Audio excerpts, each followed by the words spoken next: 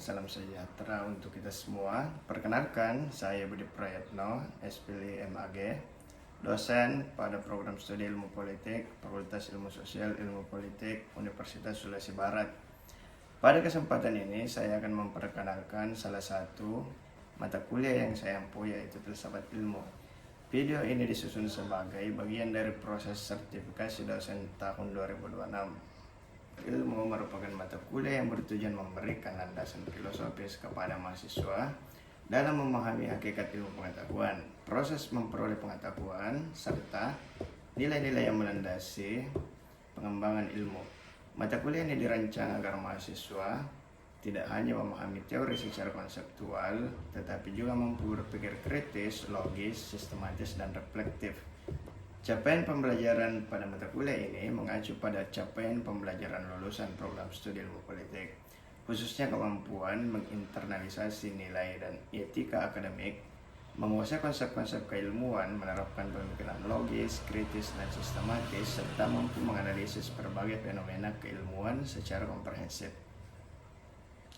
Secara khusus, setelah mengikuti mata kuliah ini, mahasiswa diharapkan mampu memahami konsep dasar filsafat ilmu, menjelaskan dimensi epistemologi, ontologi, dan aksiologi ilmu pengetahuan, menganalisis berbagai aliran filsafat seperti sofisme, dialektika Sokrates, idealisme, realisme, rasionalisme, materialisme, dan kritisisme. Kemudian memahami integrasi epistemologi dalam perkembangan ilmu pengetahuan. Poin selanjutnya, menganalisis hakikat Tuhan, alam, dan manusia dalam perspektif filsafat.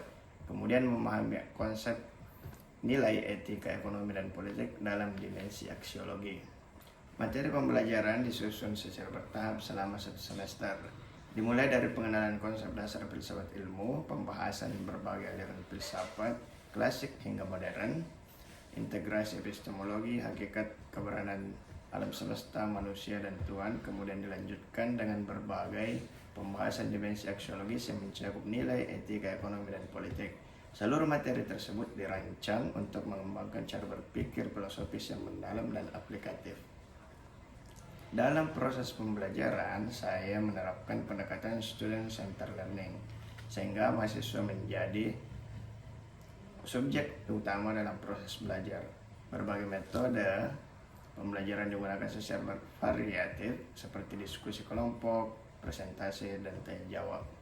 Penugasan individu maupun kelompok, analisis artikel ilmiah, serta kajian berbagai referensi dan studi kasus yang relevan dengan perkembangan ilmu pengetahuan. Selain pembelajaran tatap muka, saya juga memanfaatkan media presentasi dan sistem pembelajaran daring sebagai sarana komunikasi, distribusi materi, dan pengumpulan tugas mahasiswa. Pembelajaran tidak hanya berorientasi pada penguasaan konsep-konsep filsafat, tetapi juga mendorong mahasiswa mengembangkan kemampuan berpikir kritis, logis, analitis, serta memiliki kepekaan terhadap persoalan akademik, sosial, kemasyarakatan. Melalui proses diskusi dan kajian ilmiah, mahasiswa dibimbing untuk mampu membangun argumentasi yang rasional, objektif, dan berdasarkan landasan keilmuan yang kuat. Penilaian dilaksanakan secara berkelanjutan melalui asesmen formatif dan sumatif. Bentuk penilaian meliputi keaktifan dalam diskusi, presentasi, penugasan individu maupun kelompok, resume materi, performance test, ujian tengah semester, dan ujian akhir semester. Seluruh proses penilaian dilaksanakan berdasarkan indikator dan rubrik yang telah disampaikan kepada mahasiswa sejak awal perkuliahan, sehingga berlangsung secara objektif, transparan, dan akuntabel. Melalui mata kuliah ini, saya berharap mahasiswa tidak hanya memahami berbagai konsep filsafat ilmu, tetapi juga mampu mengimplementasikan secara berpikir filosofis dan menganalisis persoalan keilmuan maupun fenomena sosial secara kritis, rasional, dan bertanggung jawab, sehingga memiliki landasan akademik yang kuat dalam pengembangan ilmu pengetahuan maupun praktek profesional di masa akan datang. Demikian pengantar mata kuliah filsafat ilmu yang saya ampu. Selanjutnya, saya akan menampilkan cuplikan proses pembelajaran yang dilaksanakan di kelas. Terima kasih, selamat menyaksikan, dan salam. Assalamualaikum warahmatullahi wabarakatuh. Oke, selamat siang mahasiswa semua. Siang, Pak. Oke, kali ini kita akan memasuki pertemuan ketiga di mata kuliah Filsafat Ilmu, di mana pada pertemuan kali ini kita akan membahas bagaimana definisi ruang lingkup dan apa-apa saja yang terkait dengan filsafat ilmu. Kemarin saya sudah memberikan tugas ya. Bagaimana tugasnya, sudah dikerjakan? Oke, bagaimana, susah? Ya, gampang-gampang susah ya. Oke. Sebelum kita memulai perkuliahan kita, mungkin kita ada baiknya memulai dulu dengan doa menurut keyakinan kita masing-masing. Berdoa dimulai.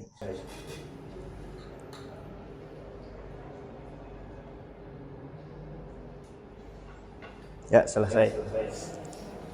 Baik, mahasiswa sekalian, jadi pertemuan kali ini kita akan membahas mengenai filsafat ilmu dan beberapa bagian-bagian penting.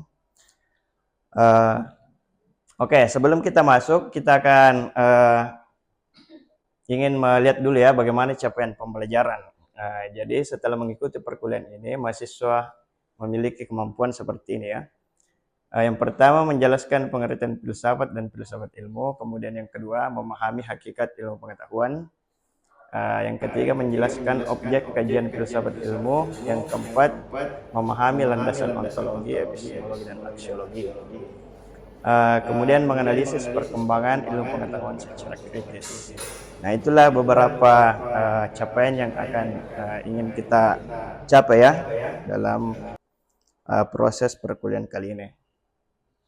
Oke, pertama-tama mungkin hal yang dasar saja. Filsafat itu berasal dari bahasa Yunani ya, yaitu berasal dari dua kata philo dan sophia. Philos artinya cinta, sophia.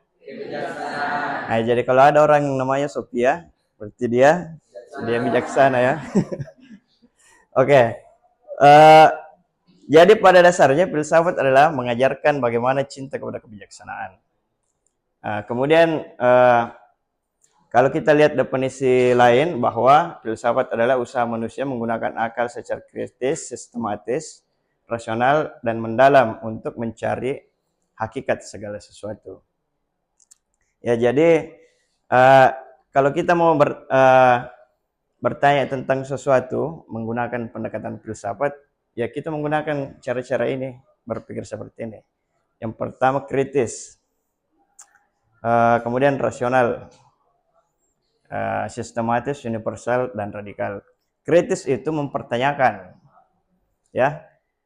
Jadi segala sesuatu itu harus dipertanyakan, ya, termasuk kenapa saya harus menggunakan HP. Apakah HP itu adalah suatu kebutuhan? Ya, kebutuhan. Kalau HP itu adalah suatu kebutuhan, kenapa saya menggunakan merek tertentu? Ya, kenapa Pak?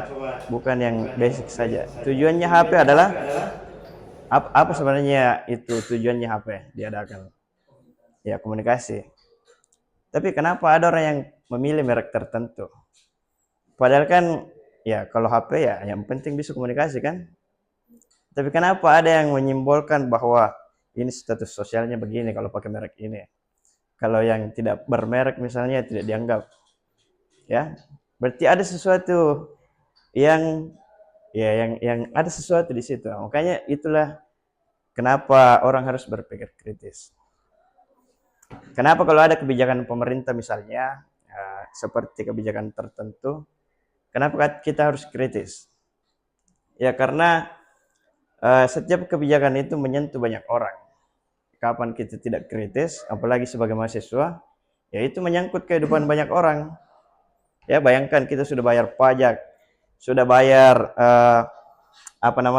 menyetor uang pajak kita dipakai.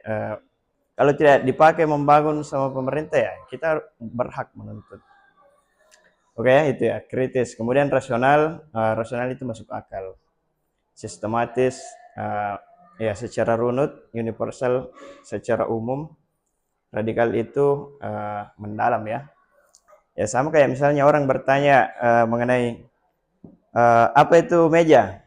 Kalau ditanya apa itu meja, apa jawaban Anda?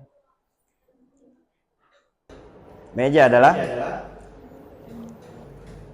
alat komunikasi. Bukan ya? Meja adalah meja adalah meja. Apa itu meja? Satu orang memberikan definisi. Ya. Kalau Abdullah, apa itu meja? Ya jawab saja. Alat atau tempat. Masalahnya ini HP juga adalah alat kan? Ini papan tulis alat juga kan? Jadi kalau Anda mengatakan meja adalah alat, berarti semua di sini adalah meja. Ya kan? Harus ada yang definitif, yang spesifik. Alat apa misalnya? Ya kan? Alat yang ditempati untuk menaruh barang. Ya masalahnya lemari juga bisa ditempati pakai barang ya.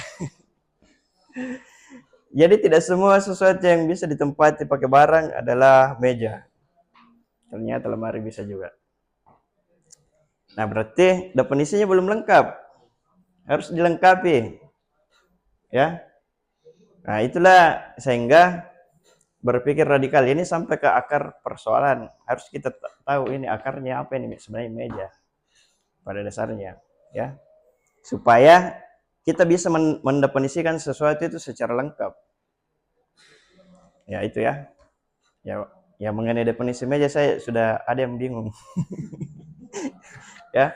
Oke, selanjutnya mengenai pengertian filsafat ilmu. Filsafat ilmu merupakan salah satu cabang yang mengkaji hakikat ilmu. Bagaimana cara memperoleh ilmu, kebenaran ilmiah itu bagaimana, dan apa manfaatnya bagi manusia. Nah, jadi pertanyaan utamanya kalau orang membahas filsafat, apa itu membahas filsafat ilmu, yaitu apa itu ilmu. Ya kira-kira menurut Anda apa itu ilmu? Ya? Kebutuhan. Ya kalau saya butuh air misalnya karena saya haus, ilmu juga itu. Atau bagaimana? Atau sama kayak ilmu dan pengetahuan? Beda atau sama? Beda. Ya kalau beda apa bedanya? Ya, kalau ilmu, ya karena kalau dijadikan ini PR panjang lagi ya.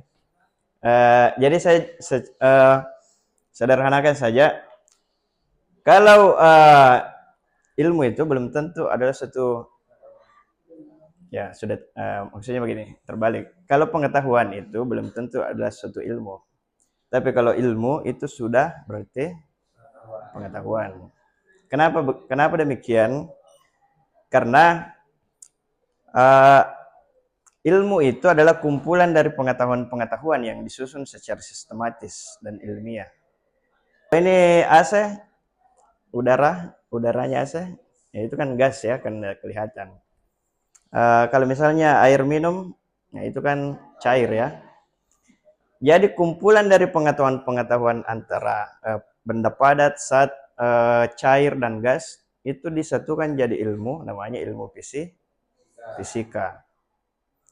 Sehingga itulah yang dimaksud disusun secara sistematis atau dikelompokkan. Ya kalau ada yang mengetahui tidak, misalnya ada pohon di situ angker, kemudian ada goyang-goyang pas lewat Anda tengah malam. Ya, Anda kan mengetahui ada benda-benda goyang-goyang. Ya, itu ilmu atau pengetahuan? Pengetahuan tentang pengetahuan tentang ya makhluk gaib misalnya. Ada tidak ilmunya tentang itu? Ya, yang dikaji di akademik ya kan tidak ada. Tapi itu bisa saja berupa pengetahuan saja. Ya, Anda mengetahui teman Anda ada yang bersin di luar, itu pengetahuan atau ilmu? Ya, pengetahuan saja kan? Ya sekadar diketahui. Makanya yang informasi semua ilmu adalah pengetahuan, tapi tidak semua pengetahuan merupakan ilmu. Jadi kalau klasifikasi stratanya lebih tinggi ilmu daripada ini pengetahuan. Kemudian ya ini objek kajian ya. Objek material ilmu pengetahuan itu sendiri, kemudian objek formalnya bagaimana dasar ilmu, metode ilmiah, validitas ilmu dan nilai ilmu. Ya maksudnya objek formal itu bagaimana ilmu pengetahuan itu bisa diketahui, bagaimana cara memperolehnya, metodenya, validitasnya bagaimana, kemudian apa nilainya. Oke, kita lanjut dulu. Nah ini persoalan pilar filsafat ilmu. Pernah dengar istilah ontologi? Ya apa itu ontologi? Ya mungkin ada yang pernah dengar ontologi. Ya. Kalau ontologi intinya adalah mempelajari apa ilmu itu ya. Maksudnya apa hakikat keberadaan sesuatu. Karena di dunia kita tidak lepas dari yang namanya ontologi atau keberadaan ya, atau hakikat. Ya misalnya kalau ontologinya manusia, apa hakikatnya manusia? Ya, ya apa itu manusia? Makhluk hidup. Tapi kan tidak semua makhluk hidup manusia. Jangan sampai kucing, kucing kan hidup juga ya. Dia bilang saya berhak dipanggil manusia dong. Jadi apa itu manusia? Hewan yang berpikir. Ada yang mau berpendapat apa itu manusia? Selain yang disebutkan tadi. Manusia adalah yang dua kakinya, Pak. Berarti ayam juga manusia itu. Kalau cuma dua kakinya. Ya, manusia berakal dan berpikir. Nah, itu yang membedakan ya antara manusia dan hewan. Kalau manusia itu berakal. Kalau hewan tidak. Berpikir, bagaimana cara berpikirnya hewan? Bertindak secara naluri. Ya, atau insting ya. Jadi kalau hewan itu hanya instingnya saja. Kalau tiba-tiba lapar, ya pokoknya makan. Tidak peduli itu ayam, ini nasinya nasi sisa atau nasi belum dimakan. Yang jelas kalau dia lapar dimakan saja. Itu kalau kucing dia tidak peduli ini sudah dimakan sama tuan rumah atau belum. Yang jelas kalau dia lapar dia ambil saja. Ya kan? Berarti tidak dia berpikir. Oke, kita bahas selanjutnya epistemologi. Kalau epistemologi itu berkaitan dengan bagaimana ilmu itu diperoleh. Misalnya ini HP kan? Bagaimana Anda mengetahui ini HP? Bagaimana Anda mengetahui ini adalah HP? Ya, kan tidak semua HP punya kamera kan? Ada itu kamera HP yang Nokia itu yang tidak pakai kamera toh? Yang HP connect. Ya intinya bagaimana kita mengetahui sesuatu di luar dengan menggunakan apa? Dengan bagaimana caranya kita mengetahui sesuatu? Ya itu yang dimaksud dengan epistemologi. Bagaimana kita mengetahui ada orang di luar meskipun kita tidak lihat? Ya mendengar. Ya kan tidak harus kita keluar ya untuk memastikan ada orang. Bagaimana kita mengetahui ada udara di ruangan ini? Ya dirasakan, kan kita tidak melihat udara ya. Bagaimana Anda mengetahui bisa mengetahui rasa asam, manis, pahit, kecut, apa lagi? Ya itu semua ya. Dengan cara indera perasa, indera pengecap. Ya. Kan itu rasa tidak bisa dilihat ya. Ya rasa tidak bisa dilihat, tapi bisa dirasakan. Ya, intinya kita mengetahui sesuatu itu dengan menggunakan ya indera, panca indera. Ada 5 indera yang dikenal ya. Indera apa itu? Penglihatan, apa lagi? Pendengaran, perasa, terus Peraba.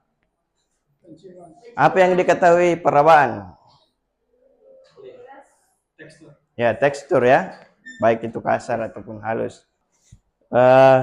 Jadi, pada dasarnya pengetahuan-pengetahuan yang kita peroleh itu diperoleh dari panca indera ya.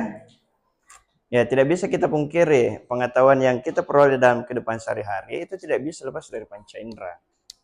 Ya, coba bayangkan kalau satu indera Anda tidak berfungsi, apa yang terjadi? Misalnya penglihatan. Kalau penglihatan Anda tidak berfungsi, bisa tidak kenal teman-temannya. Kalau hanya melihat, kalau tidak keluar suaranya, kan tidak. Anggaplah ada orang yang tidak bisa mendengar. Bagaimana dia bisa mendengarkan lagu, nyanyian, puisi, bait, syair yang indah kalau tidak ada pendengaran? Ya kan? Jadi bayangkan, kelima indera Anda yang berfungsi dengan baik itu adalah suatu kenikmatan yang luar biasa. Ya. Bagaimana dengan saudara-saudara kita yang ya mohon maaf tidak bisa melihat? Ada yang bisa melihat tapi tidak bisa mendengar. Ya. Bahkan ada yang bisa melihat, bisa mendengar tapi tidak bisa jalan. Ya, Anda ini meskipun tidak punya uang 1 M, ya harus bersyukur ya. Ya, makanya bahagia itu tidak harus banyak uang. Ya, Anda bisa mensyukuri apa yang Anda diberikan, apa yang ada pada diri Anda saat ini, itu suatu kenikmatan yang luar biasa, kebahagiaan. Ya, saya kemarin ke rumah sakit berkunjung, ada orang yang punya banyak harta, orang kaya istilahnya, tapi dia hanya satu yang dia inginkan, dia hanya ingin sembuh. Ya, dia tidak butuh uangnya itu yang banyak, hartanya yang banyak, aset-asetnya, dia hanya ingin sembuh. Ya, tapi itu kan suatu privilege bagi kita yang sehat kan? Ya, Anda sehat saja itu suatu kenikmatan yang luar biasa. Oke. Lanjut. Ini adalah tahapan metode ilmiah. Ya, jadi ya kayak misalnya Anda yang semester akhir mau melihat menyusun materi atau penelitian atau skripsi, harus cari masalah dulu. Apa itu masalah? Kesenjangan. Tidak sesuai dengan apa yang seharusnya. Ya, antara yang ideal ya sama yang kenyataan. Ya, kenapa kalau misalnya ini HP saya tidak berfungsi dengan baik, tidak bisa berkomunikasi atau menelpon, berarti ada masalah. Nah, begitu kalau Anda cari judul yang menggambarkan suatu masalah. Ya.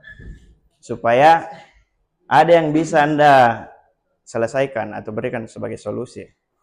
Kemudian kalau didapat masalahnya, turun ke lapangan, observasi. Setelah observasi kita membangun hipotesa. Ya, hipotesis itu artinya kesimpulan sementara. Kemudian setelah itu dikumpulkan lagi data, kemudian dianalisis, baru diambil kesimpulan. Ya, jadi begitu. Setelah itu dipublikasi ya, bisa melalui jurnal atau apa ya, dan lain-lain. Ya, jadi begini tahapan-tahapan untuk metode ilmiah. Ya, makanya ilmu pengetahuan itu kompleks, ya. Tidak seperti pengetahuan biasa, harus melalui metode-metode seperti ini. Kemudian ini karakter filsafat ilmu: objektif, sistematis, empiris. Apa itu empiris? Yang nyata, yang faktual ya. Karena kalau tidak faktual, ya tidak masuk kategori ilmu. Siapa tahu ada punya pengetahuan tentang alam gaib, misalnya pengetahuan tentang hantu-hantuan, ya kan? Nah, masalahnya kan hantu tidak bisa diteliti secara empiris, ya. Kalau ada ilmu tentang hantu, mungkin ada ilmu kehantuan, kan tidak ada ya. Ya, kemudian dapat diuji, dapat diukur, ya kayak misalnya ini papan tulis bisa diukur berapa panjangnya, dimensinya berapa, dan seterusnya. Ternyata belum habis-habis, masih banyak. Ini perkembangan ilmu ya. di era Yunani, tokoh-tokohnya Socrates, Plato, Aristoteles. Di abad pertengahan, yaitu ilmu itu dipengaruhi agama, Renaissance. Di era modern, ilmu berkembang sangat cepat. Nah, di sini banyak penemuan-penemuan kayak komputer, mesin, dan seterusnya. Nah, sekarang ini kita berada di era digital, di mana AI, big data, dan internet itu sangat penting. Kan sekarang ada orang yang sudah menggunakan AI ya, ya perlu lagi mengedit-edit dengan sulit, itu dibantu dengan AI.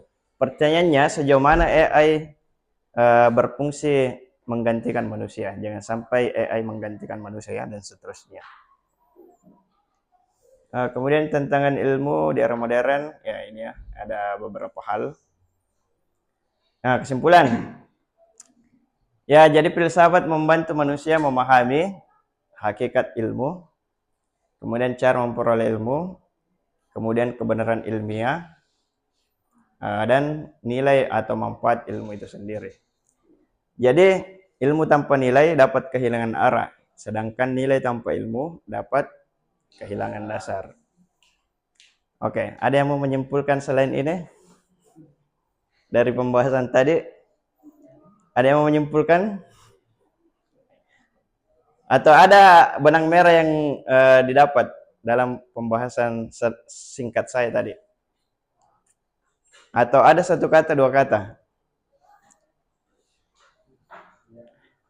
Ya, filsafat itu gampang. Sebenarnya gampang ya. Ya, cuma kadang membingungkan. Pada saat membingungkan berarti orang lagi berpikir. Nah, pada saat berpikir itulah yang bisa mengantar Anda menuju gerbang kebijaksanaan. Karena kalau Anda bisa berpikir dengan bagus, berarti Anda menggunakan akal Anda. Coba bayangkan kalau Anda teriak-teriak tidak jelas apa tujuannya, Anda teriak-teriak saja tanpa memperdulikan orang lain. Berarti ya Anda belum mengetahui apa konsekuensi dari Anda teriak. Coba kalau orang bijaksana itu dia bisa mengetahui apa konsekuensi dari apa yang dikerjakan. Ya, Anda mau sukses, ya pasti dimulai dari usaha Anda hari ini apa. Karena orang yang sukses itu tidak mungkin orang yang bermalas-malasan, berleha-leha, dan seterusnya. Orang yang Anda jadikan patokan sebagai orang sukses hari ini itu orang yang bekerja keras sebelum-sebelumnya. Ya. Oke, mungkin cukup itu ya penjelasan saya. Mungkin lebih dan kurangnya mohon dimaafkan. Jadi sebelum kita menutup ini, saya akan memberikan beberapa tugas. Jadi saya akan memberikan tugas kepada kalian. Tugasnya adalah bagaimana membuat contoh, bagaimana contoh epistemologi dan aksiologi tadi yang seperti yang saya jelaskan ya. Kemudian minggu depan kita akan evaluasi. Ya, mungkin itu saja penyampaian saya hari ini. Marilah kita mengakhiri dengan doa bersama ya. Kita berdoa sesuai dengan keyakinan masing-masing. Ya, berdoa dimulai.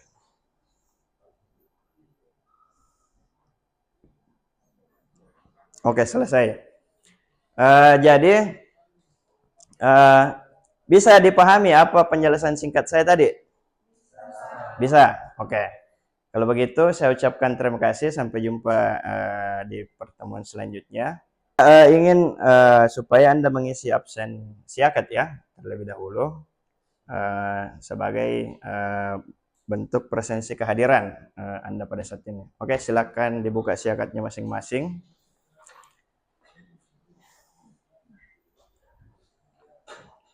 Oke, ya silakan diisi sebagai bukti kehadiran presensi hari ini, perkuliahan pada hari ini. Saya akhiri dengan ucapan selamat sore. Assalamualaikum warahmatullahi wabarakatuh. Waalaikumsalam.